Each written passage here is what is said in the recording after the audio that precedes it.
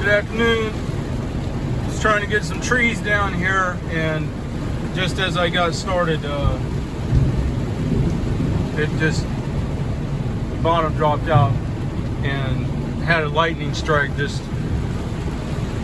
wasn't very far away, so I had to get out. Unfortunately, the bobcat is back here getting poured on, and I can't even put it in the trailer to take it home because the trailer's full of logs. And my brand new saw got wet, but that ain't gonna be a big deal. It's the bobcat that I don't like getting wet because it's old and it's got paint problems and it will rust. But talk about a mess. It's these palm trees. I don't know if you can see them over there, but this is an apartment complex, and the tenants keep parking where I would need to be. So it's turning out to be, I should have stayed on lawns, because, you know, even if I get these trees down and get them loaded up, I got to leave the bobcat here in the pouring rain, which means that I got to go home and I got to clean all that water out and make sure it's draining, and spend at least as much time on the bobcat maintenance wise.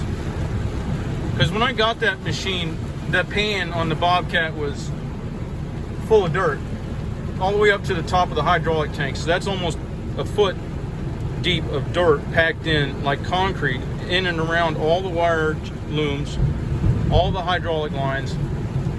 But I don't know, I just don't like my equipment getting wet if I can help it. I know that's a little bit weird because other people, they got new equipment and they still have paint or powder coat. But let me flip this around. I'll show you how bad it is when you're cutting palm trees and you get wet. Hang on. So I'm just covered. That shit just sticks to you. And I was going to keep on working, but then I got to get in my truck like this too. You know, that's another thing. So all this adds up on time. And I don't know whether to sit here. I can't even count the number of trips I'll have to make if I leave out, because then I got to come back for the rest of the logs, leaving the bobcat here. Dude, I don't even know how you work this stuff. This is just ridiculous. The logistics of it. I mean, we're talking, if I pull off here now, leaving my bobcat to get stolen or rained on for 2 hours or however long this is going to last, and I'm looking at another trip back to drop that other tree and load the logs, leaving the bobcat once again, running back to dump it, coming back for the bobcat. And I don't even know if I can load the bobcat when it's this wet, because even if it stops raining, I'm sitting in, the truck and trailer is sitting in about 10 inches of water back here. So I had to park on somewhat level ground, which meant a ditch. And I couldn't park up there on the asphalt because these ramps will cut right into that. It's just a mess, man. I mean, that's why I like doing lawn work, because even if you're getting a few $100 for this, you're absolutely earning it by the time you go through any of this. Once in a while you get one that goes right and you make money, but other than that, it's just BS, man. And it commits you to having the bigger truck, the bigger trailer. You know, I may be talking different after the mowing season over, but for us in Florida, that's like you know, that's January. So there's only 2 months where I'll be starving. Now this year we got a late start, and I bitched about it. If you watched any of my earlier videos, on many of the videos I bitched about it, because we had so much drought. And I was watching all these videos, Pro Cut up in Tennessee and Ray's lawn in Georgia, and they're sitting there mowing like crazy and mowing some beautiful grass, and we still were burned out till there was nothing but brown, dry crackle when you walk on it type lawns until late, well, June, middle to late June. It was disgusting. Terrible late start to the season. So I guess it's unpredictable. Maybe having the other option of doing bobcat work or tree work is a good idea as far as having some flexibility. Sorry about the camera work. The AC gets so damn cold in here, and I don't know how to use all the controls in this truck yet. So, well, when you're wet, it gets real cold real quick. I thought I turned it off twice, but it has some. It's too fancy, I guess. I don't know. All right, I'm gonna try waiting this out. I really don't have much choice. And see if I can get the rest of the trees down, logs loaded. That way I can cut it down to only 2 trips. So there was some other contractual issues that made the job not too great anyway. So I don't need any more headache on this deal. All right, I'm gonna get going, or I'm gonna start waiting. But I don't have anything more to say, so you don't need to be waiting for the rain while I'm waiting for the rain. So I'll catch you later. I ran it up on one of the logs from the other to protect that concrete curbing. My biggest problem is somebody's got their car parked right there. And I don't know how good I got clamp on here.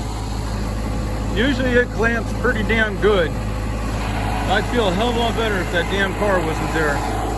Let me grab my saw and see if I can keep myself out of trouble on this shit.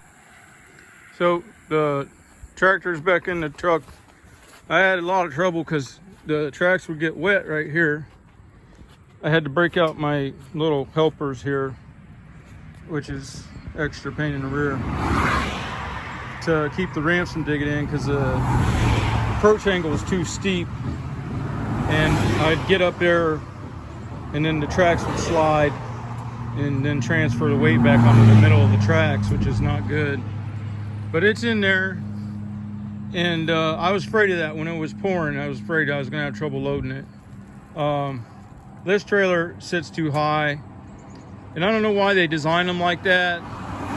They try to tell you, oh, that's so that when you dump it, the stuff can come all the way out. I've never been able to dump anything and not have to pull forward. You always got to pull forward anyway. So having a tall rear end on a trailer is no benefit, in my opinion, at all, because you still have to pull forward when you dump out. So next dump trailer I get is going to be as low as possible. I'd like to get the Air Tow 3D. It goes all the way to the ground, and then it comes straight back up. And then it also can dump. That's why 3D. Drop deck, dump. Wait a minute, what was it? But they're super expensive and they're never come up on the used market. Isn't that crazy how just some old white pine can hold the traction of all that in just a few boards screwed in to tie it into the cleats. And those just regular framing screws, you know, but they're in shear. It's crazy. If you would think that would not hold, but it works. It helps keep the ramps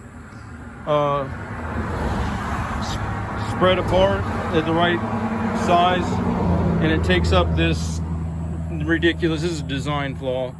See that big old step that you'd have there? It just kind of helps buffer that big step that you get there. All right, well, I got to get these ramps put in here. They're heavy bastards, so I'll talk to you later. Have a good one. Hey, good afternoon. I'm on a different job now. I got done with lawns real early for some reason. Well, here's the problem I got. I dropped that log in from the side, and now it's crossed up. So that's the danger zone though in there. You get in there messing with logs like that and they roll on you. So I'm probably gonna try to come over the side with the bucket, although it's not a very long bucket, and see if I can't push that around, because if you're in there and that log rolls on your leg, then you'll have a bad day. All right, well, I'm gonna get some of this taken care of later. Looks like it's gonna rain again. I broke a hydraulic line, so bobcat sitting there. I don't know. This log is not sitting pretty, but I'm gonna try to get it across town. We'll see what happens, man. I can't get it to roll because it's got the stump, the feeder roots sticking out on the bottom there. But like I said, I ain't making any good money now because I broke a hydraulic line. So sometimes that's the way it goes on those. All right, I'm gonna button this up, blow off their driveway, and I'll catch you later. Well, here we go again. It just fell out and lightning was popping off big time. So I came and got me some snacks, and sat here and ate some snacks. It's letting off now, but I'm already wet, and my bobcat's getting wet again. So see that stump sticking up there? The state trooper tried to pull me. He tried to whip around to get behind me, but there was too many cars. But he probably saw that. I don't know. I think he might be the one that lives out where I was doing this job, and I had to always turn around by his house. And with the turbo brake, I can't adjust it because they say if you adjust them, they'll stick. So I think maybe I pissed him off coming up to a stop sign by his house with the turbo brake on. And that might be why he tried to whip a Yui right there. But there was too much traffic for him to get up on me before. I don't know. Maybe he wasn't even coming after me. All right, I'm gonna go dump this load, go grab the bobcat, and I gotta fix the hydraulic line and go from there.